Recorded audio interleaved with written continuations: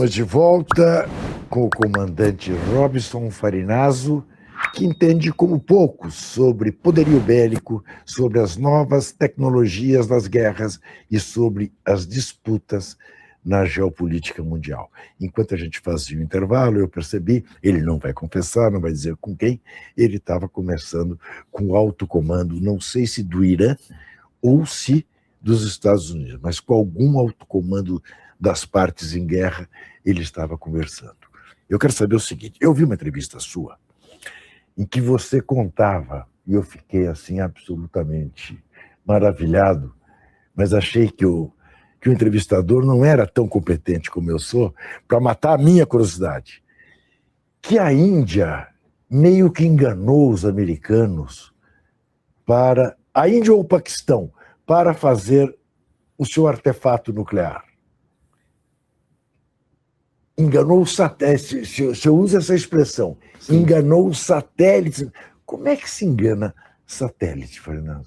Olha, para a tecnologia daquela época não era tão difícil. Hoje fica mais complicado, porque satélites eles têm uma leitura de pixel mais apurada, né?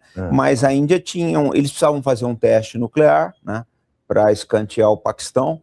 Então, o que eles fizeram? Eles levaram um batalhão de engenharia para o deserto e fizeram ali toda a camuflagem dos poços, trabalhavam muito à noite, né? Faziam estruturas falsas aí, e quando eles fizeram os testes nucleares já era um fato consolidado. Eles fizeram nas barbas dos satélites americanos e do serviço de inteligência do Paquistão. Acho que era a Operação Pokhran, eu não lembro o nome agora, esqueci o nome, foi acho que 95 ou 98. O Mandela quis fazer a mesma coisa e não foi bem sucedido?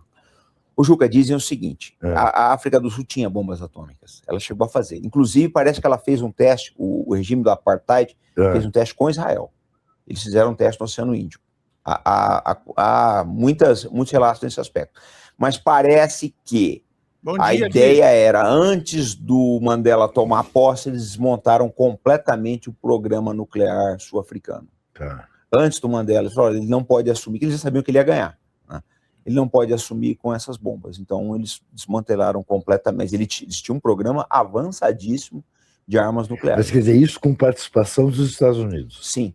Vários países, né, tinham esses programas e os Estados Unidos sabotaram, né? Sim, tá.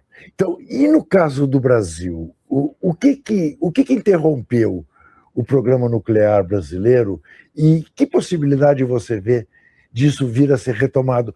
Porque eu acho que até para os pacifistas, mais pacifistas, está muito claro que para você não ser vítima de chantagem, para você ter o mínimo de soberania, infelizmente, ter o controle nuclear é fundamental. Nunca teremos?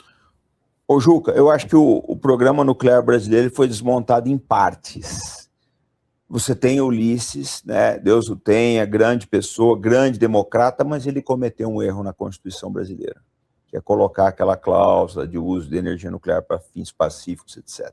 Ali foi um erro. Eu acho que erraram. Bom, depois você teve Fernando Collor de Mello, que fechou o campo de teste da base do Cachimbo, lá no sul do Pará. E você teve o Fernando Henrique Cardoso, né, de triste lembrança, aí, que assinou o Tratado de Não Proliferação de Armas Nucleares. Então a gente veio escada abaixo. E agora o Brasil está nessa situação. E não é só o problema da bomba. Olha, você quer ver uma coisa? Os argentinos tinham um programa de mísseis maravilhoso, chamado Míssil Condor, que eles estavam fazendo em parceria com a Arábia Saudita. Esse programa foi completamente desmontado.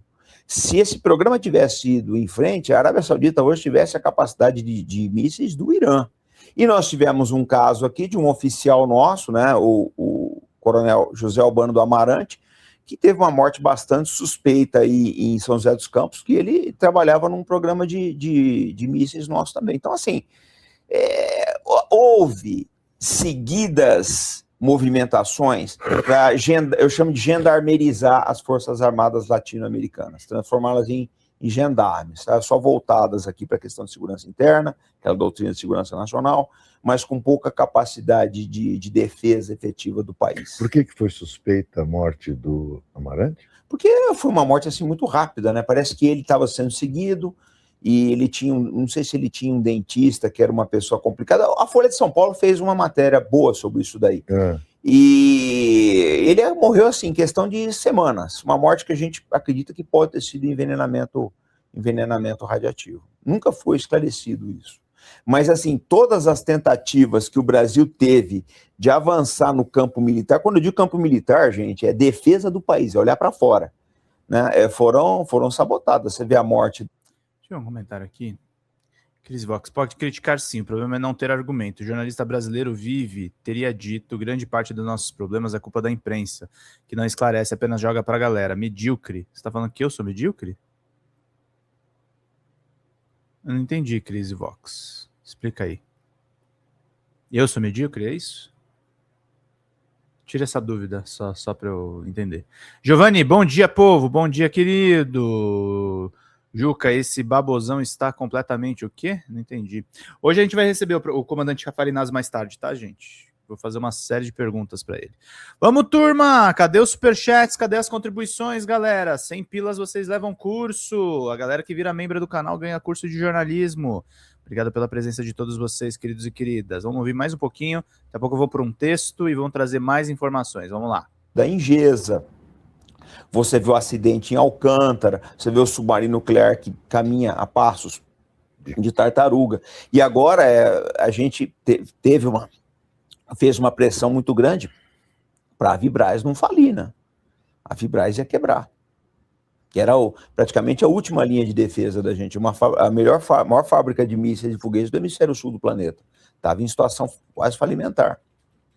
Então, assim, Juca, eu acho que a gente olha para a defesa com descaso muito grande, é uma coisa importante, porque se a gente quiser manter a nossa língua, os nossos costumes, a nossa democracia, a nossa cultura, a gente precisa se defender. Eu não estou falando aqui, gente, como...